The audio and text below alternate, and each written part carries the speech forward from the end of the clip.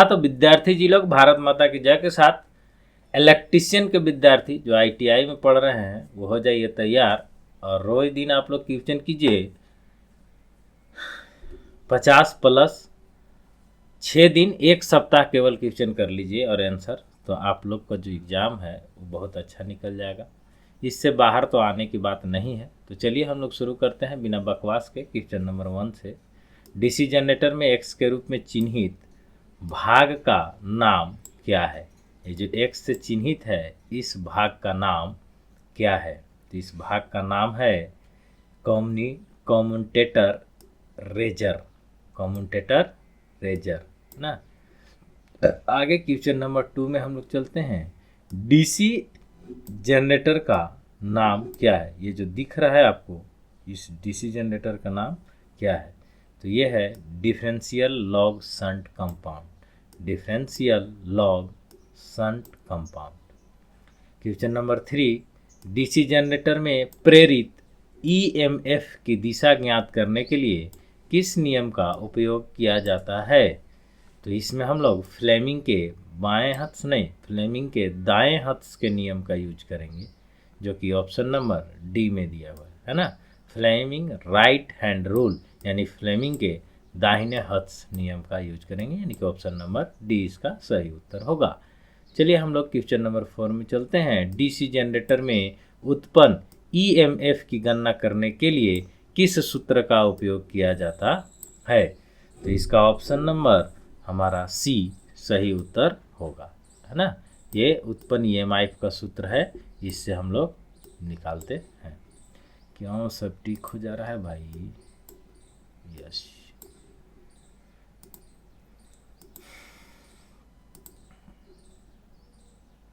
एक मिनट, चलिए, यानी कि ऑप्शन नंबर सी इसका सही उत्तर होगा। 5वां नंबर, ईएमएफ की गणना करने का सूत्र क्या है? एक डीसी मोटर, है ना। ईएमएफ की गणना करने का सूत्र क्या है डीसी मोटर में? तो इसका भी ऑप्शन नंबर सी होगा, है ना। E B is equal to V minus L A R A. तो आप लोग इसको याद कर लीजिए। चलिए 6 नंबर क्वेश्चन, डीसी जनरेटर में एक्स के रूप में चिन्हित भाग का नाम क्या है? डीसी जनरेटर में एक्स के रूप में चिन्हित भाग का नाम क्या है? यहाँ जो एक्स है इसमें चिन्हित भाग का नाम बताना है, तो ये है पोल शू, यानी कि ऑप्शन नंबर डी सही उत्तर होगा।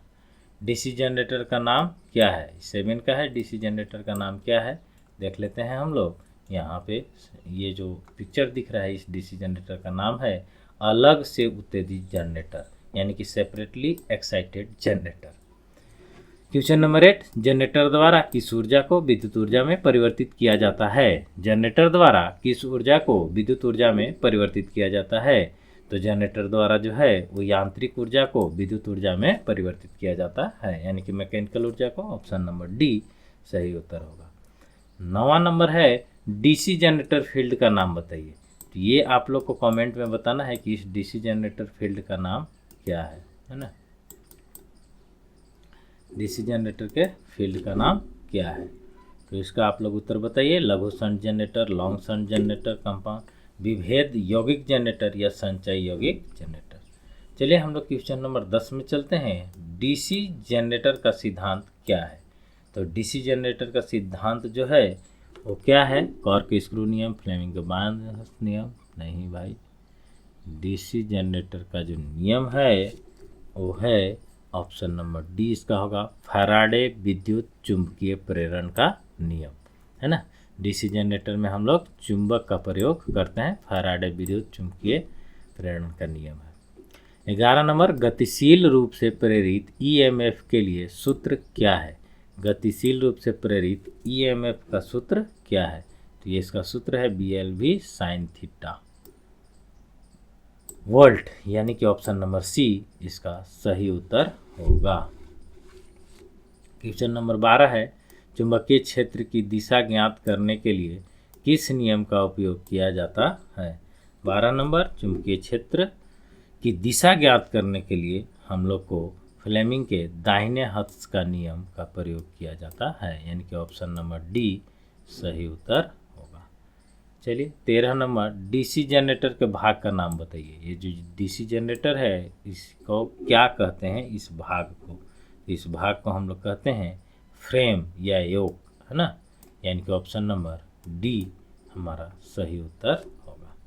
चलिए question number 14, 4 pole DC generator के डुप्लेक्स लैंप वाइंडिंग में कितने समांतर रास्ते हैं। 4 पोल डीसी जनरेटर के डुप्लेक्स लैंप वाइंडिंग में कितने समांतर रास्ते हैं। तो उत्तर इसका हो जाएगा हम लोग को सी नंबर, यानी कि 8, है ना। 8 समांतर रास्ते हैं। क्वेश्चन नंबर 15, डीसी जनरेटर के भाग का नाम बताइए। ये जो भाग दिख रहा है उसको क्या कहते हैं डीसी जनरेटर में। इस भाग को हम लोग कहते हैं आर्मेचर कोर लेमिनेशन, है ना। यानी कि ऑप्शन नंबर डी इसका सही उत्तर है। 16 नंबर क्वेश्चन, डीसी जनरेटर में इंटरपोल कैसे जुड़े होते हैं। डीसी जनरेटर में इंटरपोल कैसे जुड़े होते हैं।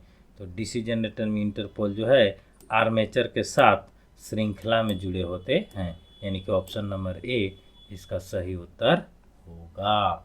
17 नंबर क्वेश्चन है, एक स्वयं उत्तेजित डीसी जनरेटर में अवशिष्ट चुंबकत्व की आवश्यकता क्या है।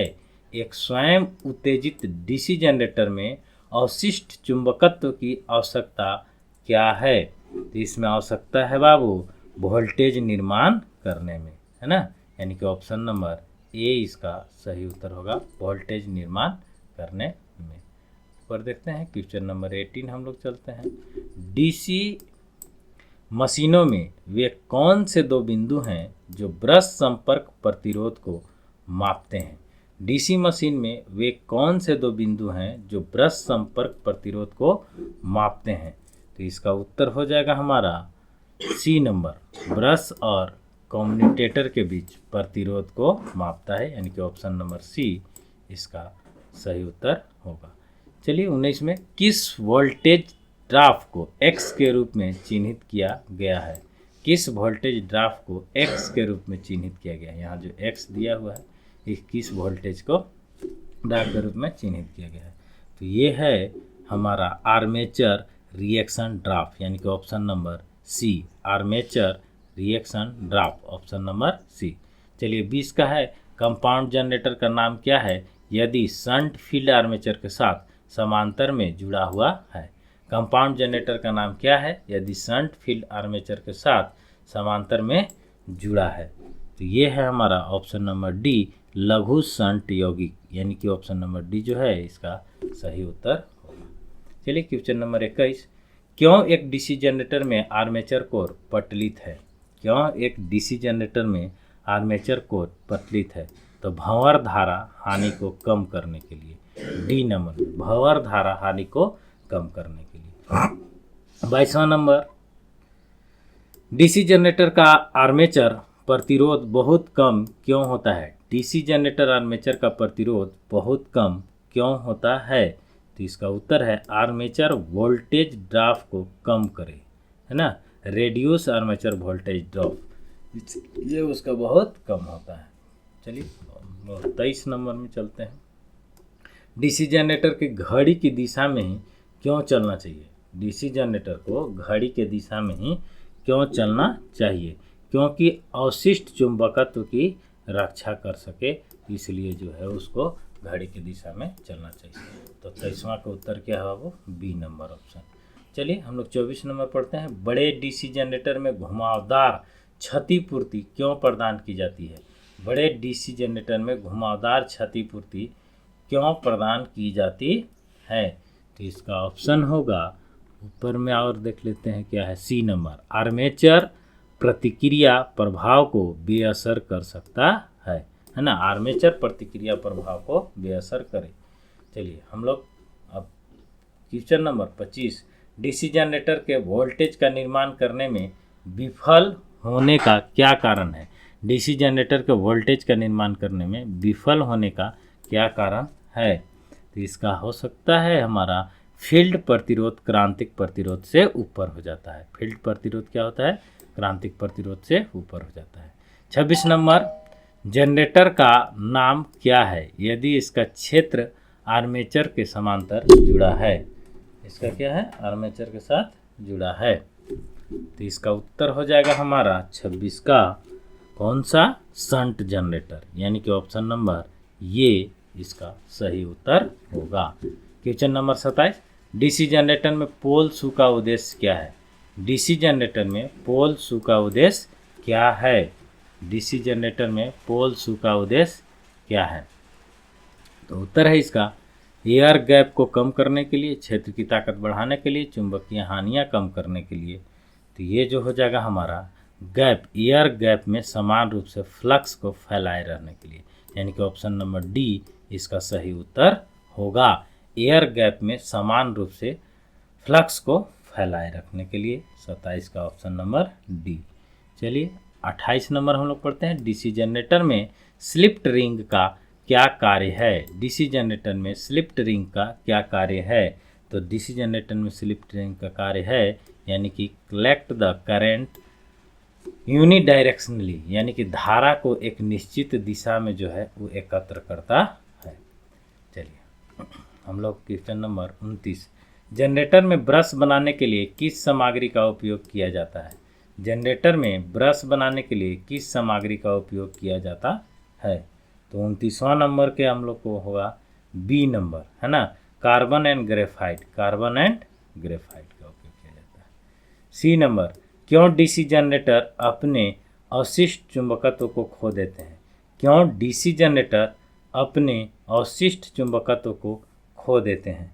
तो ये 30वां का हो जाएगा D number, change of direction of rotational very often, यानी कि रोटेशन की दिशा अक्सर बदलती रहती है, रोटेशन की दिशा अक्सर बदलती रहती है।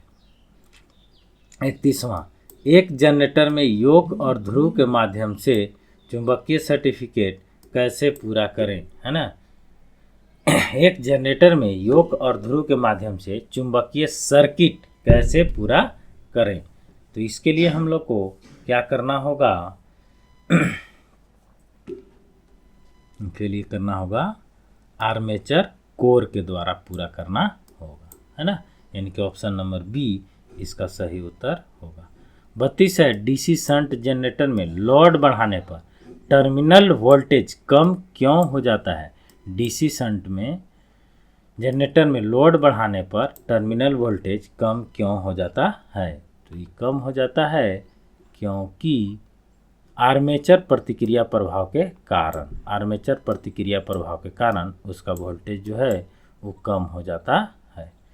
चलिए 33 नंबर, लंबी दूरी की वितरण लाइनों के लिए किस प्रकार के डीसी जनरेटर का उपयोग किया जाता है? लंबी दूरी के वितरण लाइनों के लिए किस प्रकार के डीसी जनरेटर का उपयोग किया जाता है?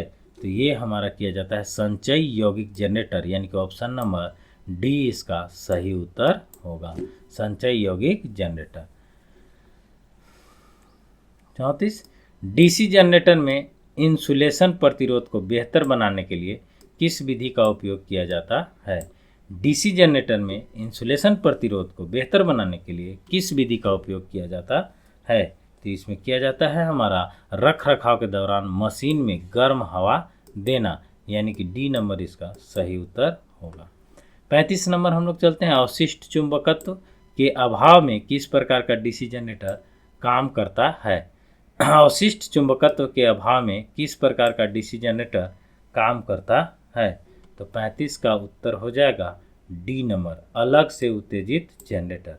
हम लोग अलग से उत्तेजित जनरेटर का पिक्चर देख चुके हैं ऊपर में, है ना। चलिए क्वेश्चन नंबर 36, आर्क वेल्डिंग के लिए किस प्रकार के डीसी जनरेटर का उपयोग किया जाता है? आर्क वेल्डिंग के लिए किस प्रकार के डीसी जनरेटर का उपयोग किया जाता है? तो ये किया जाता है विभेदक यौगिक जनरेटर, यानी कि option number C differential compound generator का उपयोग किया जाता है। क्वेश्चन नंबर 37 है, डीसी जनरेटर में तरंग वाइंडिंग की विशेषता क्या है? डीसी जनरेटर में तरंग वाइंडिंग की विशेषता क्या है? तो डीसी जनरेटर में तरंग वाइंडिंग की विशेषता है कम धारा उच्च वोल्टेज, यानी कि ऑप्शन नंबर सी इसका सही उत्तर है। चलिए आगे बढ़ते हैं, कि डीसी जनरेटर में कम्यूटेटर संयोजन में संयुक्त प्रतिरोध तार का उद्देश्य क्या है। डीसी जनरेटर में कम्यूटेटर संयोजन में प्रयुक्त प्रतिरोध तार का उद्देश्य क्या है। तो इसका ऑप्शन नंबर हो जाएगा आपका डी होना चाहिए। क्या है, धारा दिशा का आसानी से पलटना। हाँ, ऑप्शन नंबर डी, धारा दिशा का आसानी से पलटना, यानी कि ऑप्शन नंबर डी इसका सही उत्तर होगा। 39 नंबर हम लोग चलते हैं। डीसी जनरेटर में ठोस पोल शू का उपयोग क्यों किया जाता है। डीसी जनरेटर में ठोस पोल शू का उपयोग क्यों किया जाता है। क्योंकि चुंबकीय पथ के रिलक्टेंस को कम करने के लिए, यानी कि the reduce of reluctance of magnetic path, यानी कि ऑप्शन नंबर डी इसका सही उत्तर होगा। चुंबकीय पथ के रिलक्टेंस को कम करने के लिए। 40 नंबर हम लोग चलते हैं। बड़ी क्षमता के डीसी जनरेटर योक बनाने के लिए किस धातु का उपयोग किया जाता है। बड़ी क्षमता के डीसी जनरेटर योक बनाने के लिए किस धातु का उपयोग किया जाता है। तो यहाँ पे हम लोग रोल्ड स्टील का उपयोग करते हैं, है ना, घुमाया हुआ रोल्ड स्टील का। 41 नंबर, डीसी जनरेटर में स्लिप रिंग का क्या कार्य है। 41 नंबर में बोलता है डीसी जनरेटर में स्लिप रिंग का क्या कार्य है। तो स्लिप रिंग का कार्य है बाबू, एक दिशा में आउटपुट बनाता है, एक ही दिशा में आउटपुट बनाता है, यानी कि ऑप्शन नंबर बी सही उत्तर होगा। चलिए क्वेश्चन नंबर 42, डीसी जनरेटर में किस प्रकार का वोल्टेज गतिशील रूप से प्रेरित होता है। डीसी जनरेटर में किस प्रकार का वोल्टेज गतिशील रूप से प्रेरित होता है। तो ये जो है ऑप्शन नंबर इसका हो जाएगा प्रत्यावर्ती वोल्टेज, यानी कि सी, अल्टरनेटिंग वोल्टेज, है ना, सी नंबर इसका सही उत्तर होगा। हम लोग 43 नंबर क्वेश्चन में चलते हैं। एक्स के रूप में चिन्हित स्लॉट का उद्देश्य क्या है। एक्स के रूप में जो यहाँ चिन्हित है कटा कटा भाग, इस स्लॉट का क्या उद्देश्य है, मैंने किस कारण से वो बनाया गया होगा। तो ये जो है बनाया गया है हमारा कुंजी तरीका ठीक करने के लिए, इसका जो है कुंजी तरीका को फिक्स करने के लिए बनाया गया है, यानी कि ऑप्शन नंबर ये होगा। डीसी जनरेटर में फील्ड कॉइल का उद्देश्य क्या है। 44 नंबर क्वेश्चन है कि डीसी जनरेटर में फील्ड कॉइल का उद्देश्य क्या है। तो डीसी जनरेटर में फील्ड कॉइल का उद्देश्य है कि कुंडली फ्लक्स का निर्माण करने के लिए ध्रुवों को चुंबकित करना, है ना, कुंडलित फ्लक्स का निर्माण करने के लिए ध्रुवों को चुंबकित करना, यानी कि ऑप्शन नंबर सी इसका राइट ऑप्शन होगा। पहले डी हो रहा है भाई, क्लिक। चलिए आगे बढ़ते हैं। बड़े यानी कि 5 बड़े डीसी जनरेटर मशीनों के पोल को बनाने के लिए किस धातु का उपयोग किया जाता है। बड़े डीसी जनरेटर मशीनों के पोल कोर को बनाने के लिए किस धातु का उपयोग किया जाता है। तो ये जो है हमारा प्रयोग किया जाता है ढालवां इस्पात का, है ना, ढालवां इस्पात का। चलिए क्वेश्चन नंबर 46, क्यों पोल कोर स्टाइपिंग डीसी जनरेटर में पटलित करते हैं। क्यों पोल कोर स्टाइपिंग डीसी जनरेटर में पतलित करते हैं। तो ये हम लोग करते हैं भंवर धारा हानि को कम करने के लिए, यानी कि ऑप्शन नंबर डी हमारा सही उत्तर होगा, भंवर धारा हानि को कम करने के लिए। क्वेश्चन नंबर 47, इलेक्ट्रोप्लेटिंग प्रक्रिया के लिए किस प्रकार के डीसी जनरेटर का उपयोग किया जाता है। इलेक्ट्रोप्लेटिंग प्रक्रिया के लिए किस प्रकार के डीसी जनरेटर का उपयोग किया जाता है। तो इसका जो है ऑप्शन नंबर हो जाएगा शंट जनरेटर, यानी कि ए, है ना, shunt generator option number A. DC generator में कंपनसेटिंग वाइंडिंग का उद्देश्य क्या है। डीसी जनरेटर में कंपनसेटिंग वाइंडिंग का उद्देश्य क्या है। तो इसमें उद्देश्य है बाबू चुंबकीयकरण प्रभाव को बेअसर कर देता है, यानी कि ऑप्शन नंबर सी इसका सही उत्तर होगा। चलिए आगे बढ़ते हैं हम लोग। यदि शंट फील्ड प्रतिरोध क्रांतिक प्रतिरोध मान से ऊपर हो तो क्या प्रभाव पड़ता है डीसी जनरेटर पर। तो प्रभाव पड़ता है हमारा सी नंबर, है ना, जनरेटर वोल्टेज बनाने के विफल रहता है, जनरेटर वोल्टेज बनाने में विफल रहता है। 50 नंबर, डीसी जनरेटर में आर्मेचर प्रक्रिया का प्रभाव क्या है? डीसी जनरेटर में आर्मेचर प्रक्रिया का प्रभाव क्या है? तो ये हमारा हो जाएगा आउटपुट वोल्टेज कम हो जाता है, आउटपुट वोल्टेज कम हो जाता है, यानी कि ऑप्शन नंबर बी इसका सही उत्तर होगा। चलिए, सिंप्लेक्स वेव वाउंड आर्मेचर के साथ एक 4 पोल डीसी जनरेटर में 1020 कंडक्टर हैं और 1500 आरपीएम की गति से संचालित है। 1500 flux by pole equal to 0.007 weber है। उत्पादित ईएमएफ की गणना करना है। तो इसमें हम लोग फार्मूला लगा के और ईएमएफ की गणना अगर जो करते हैं तो हम लोग को प्राप्त होता है 357 वोल्ट, यानी कि ऑप्शन नंबर सी इसका सही उत्तर होगा, है ना, इसका सही उत्तर होगा। हेलो हेलो, हाँ कह रही हूँ बिल का फीस नहीं सबमिट हुआ है अभी तक। हो जाएगा मैम, टेंशन नहीं है। हाँ, 15 तारीख से पहले एकदम एकदम करा दीजिए। हो जाएगा, हो जाएगा। हाँ ठीक है मैम।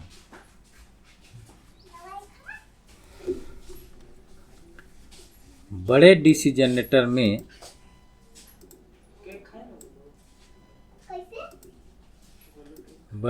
जनरेटर में आर्मेचर प्रतिक्रिया के प्रभाव को कैसे बेअसर किया जा सकता है?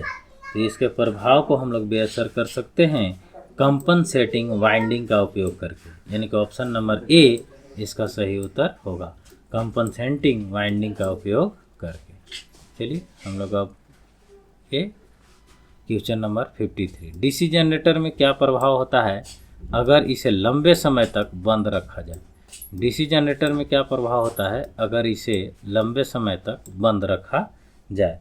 तो इसमें प्रभाव पड़ेगा आपका अपने अवशिष्ट चुंबक को खो देता है ना। बहुत समय तक अगर छोड़ दिया जाए डीसी जनरेटर को तो अपना चुंबकत्व को खो देता है। क्वेश्चन नंबर 54 4 पोल डायनामो से प्रेरित ईएमएफ की गणना करें। 1000 आरपीएम लैंप वाउंड और कंडक्टरों की कुल संख्या 600 है। फ्लक्स बटा पोल इक्वल टू 0.064 WB है। तो इसमें कितना वोल्ट निकलेगा, है ना, फॉर गणना करना है ईएमएफ का, इलेक्ट्रॉनिक वोल्ट का। तो इसका हो जाएगा हमारा 640 वोल्ट, यानी कि डी नंबर इसका सही उत्तर होगा। 55 नंबर क्वेश्चन, यदि मुख्य क्षेत्र का प्रभाव डीसी जनरेटर में विकृत हो जाए तो प्रेरित ईएमएफ पर क्या प्रभाव पड़ता है? तो प्रेरित ईएमएफ पर प्रभाव पड़ेगा, प्रेरित ईएमएफ घट जाएगा, है ना, यानी कि ऑप्शन नंबर बी इसका सही उत्तर होगा। 56 डीसी जनरेटर में ब्रश में भारी स्कम्पिंग के कारण क्या है? तो भारी स्कम्पिंग के कारण है हमारा ये हो जाएगा MNA और GNA स्थिति बदल गई है, यानी कि ऑप्शन नंबर सी हमारा सही उत्तर होगा। इसी के साथ इस वीडियो का यहाँ पे करते हैं हम। आप लोग पढ़ते रहिए, खूब पढ़िए और आगे बढ़िए।